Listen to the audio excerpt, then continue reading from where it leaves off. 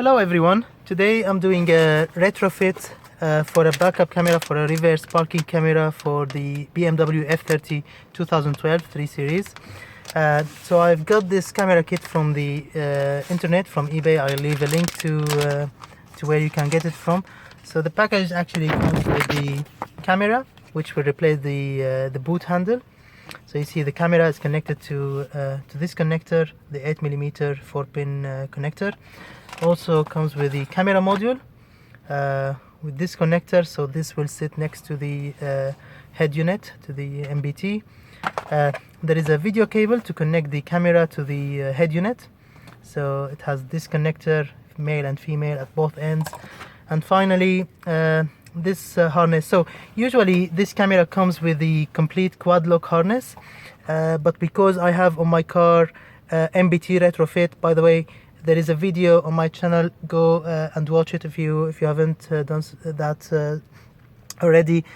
So I retrofitted an NBT unit, head unit with display, and the complete retrofit is shown in the video. So that's why I didn't get the quad lock from the seller here. I asked him to send only the wires. So it comes with this connector, which will go to the camera module, and on the other side, let me open this one.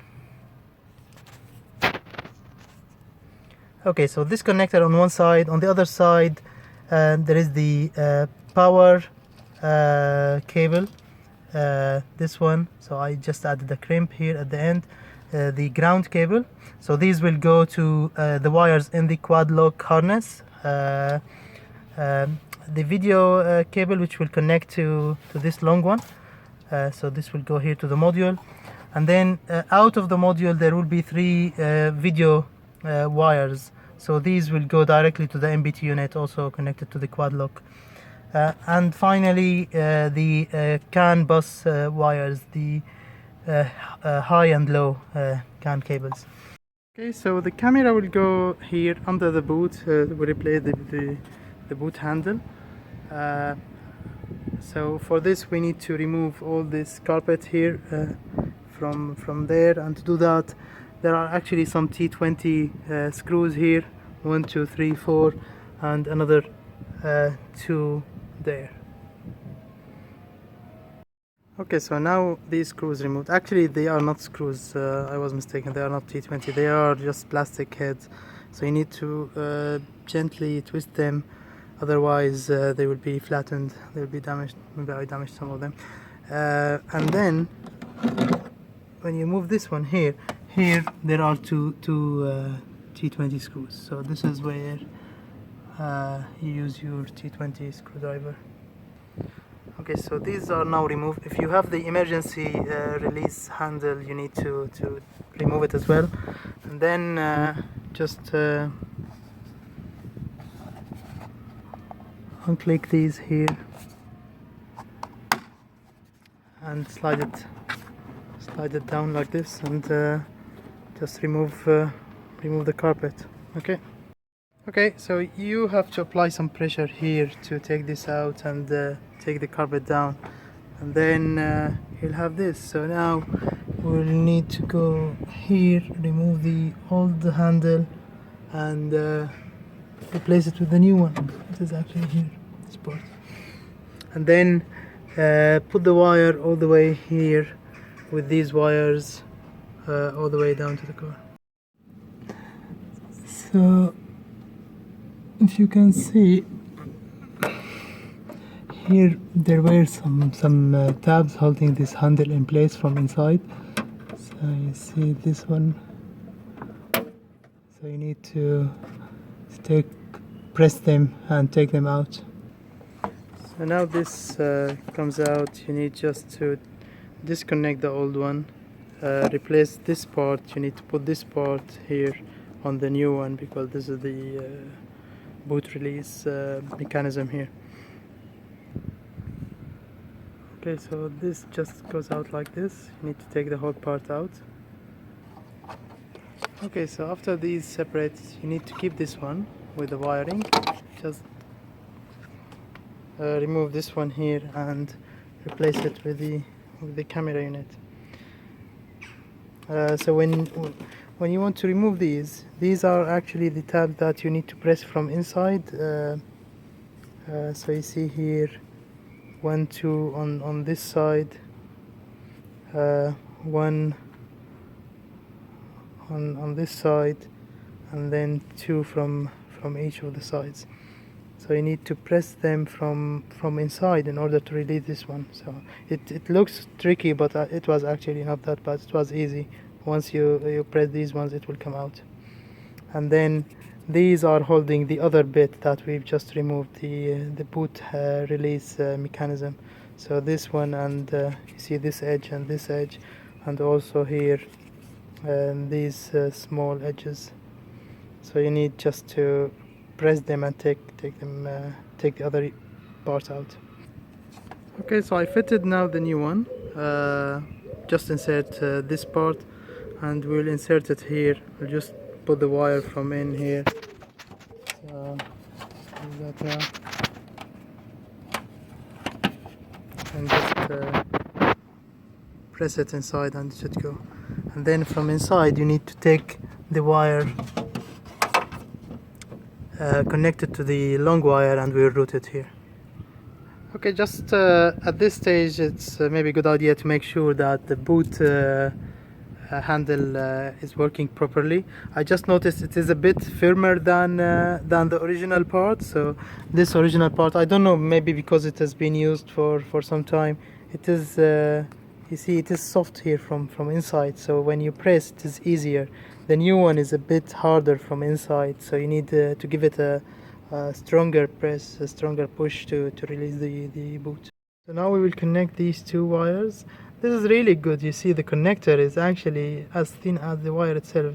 These are 8mm connectors, so you don't have to route like when you route it through the car. It's not that big. So you connect this one here. We'll tie it here. So I tape them together here to secure them in place. And if you are doing such retrofit, go and get yourself these cloth loom tapes.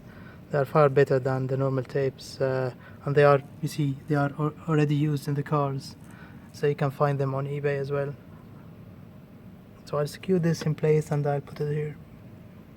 Okay, so this is after taping everything. You see it's nice and tidy. You cannot tell from the new cable from the old existing cables from the manufactured fitting wires. And this is the idea. I mean, even though this will be hidden by the carpet and this will be hidden here by this plastic part, by this one, but it's still I like to make it here neat and tidy. So now the next part is I need to take this carpet part out and continue putting the wire through. Okay, so now I put everything in place. I just need to put these things, but I've tightened the screws here. One thing I would do is do a full test, so connect the camera module with the camera, with everything before you do that, because you don't want to do all of this and then find out that the camera is not working or the cable is not working, and then you have to do everything again. Okay, so now we need to remove this carpet from here. So there is this plastic part. You just remove this one and then this will come out. So after removing this plastic head, you can just take this out here. And there is a wire here connection, so be careful there. Okay, so I remove this and get back to you. Okay, so after this comes out, you just need to pass the video cable here. So pass it there, then all the way to the end. So at the end, it seems there is another plastic plastic head that we need to remove. Okay, so to pass the wire, if you have a folding seats, it will be much easier. I don't have folding seats, so what I did, I used this fishing cable here. So I've just inserted here, and I kept inserting, okay, and then now you can see in the back it's coming here. Okay, so I'll just pull this one and I'll tape it with my cable and pass it through back again. Okay, so these are taped together. I'll just pull it from the other side.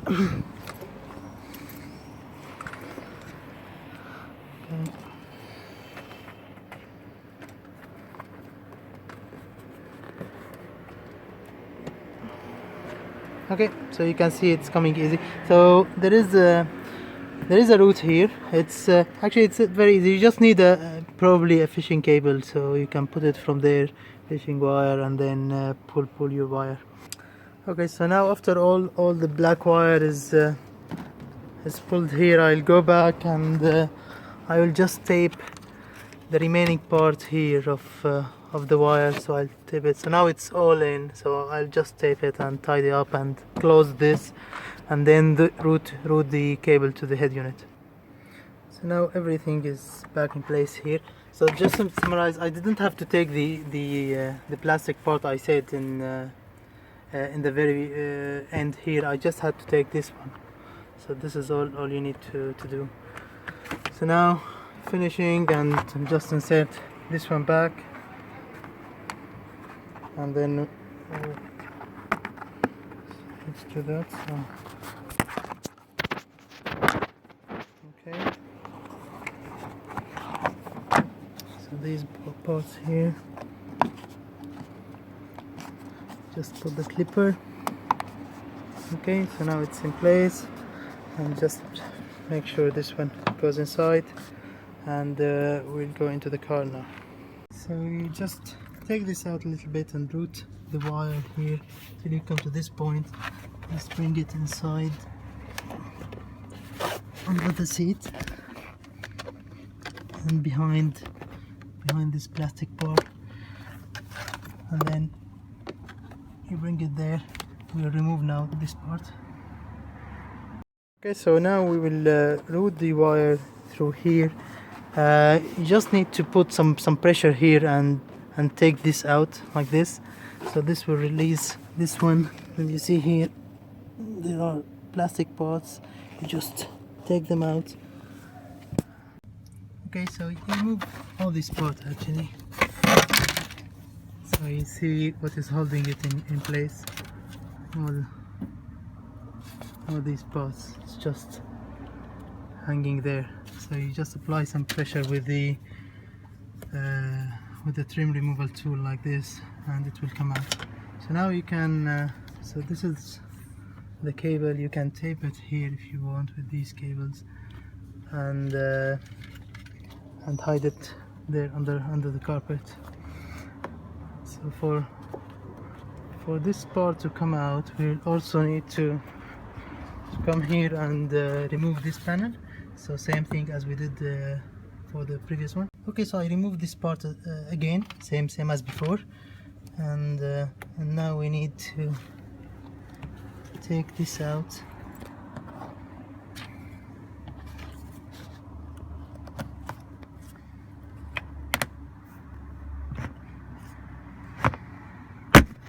So like this. So you see now it is out, so you can now bring the cable under the carpet. So always put it under the carpet all the way here.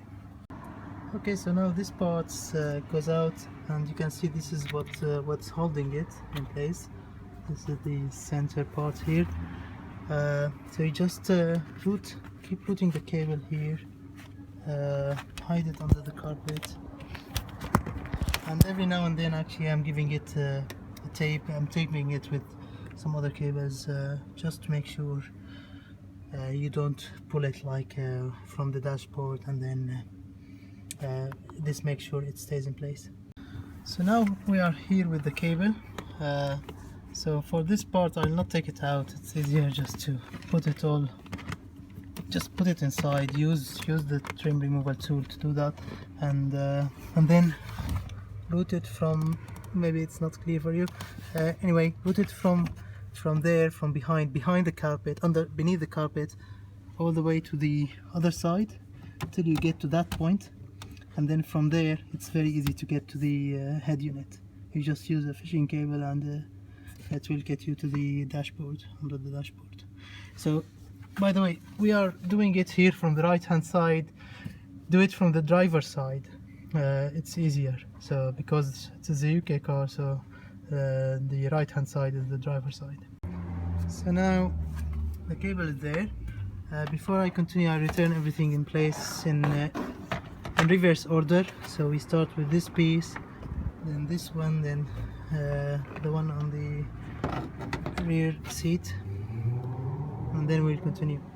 So just a quick note, when you take this out, you might see these parts remain here in the car.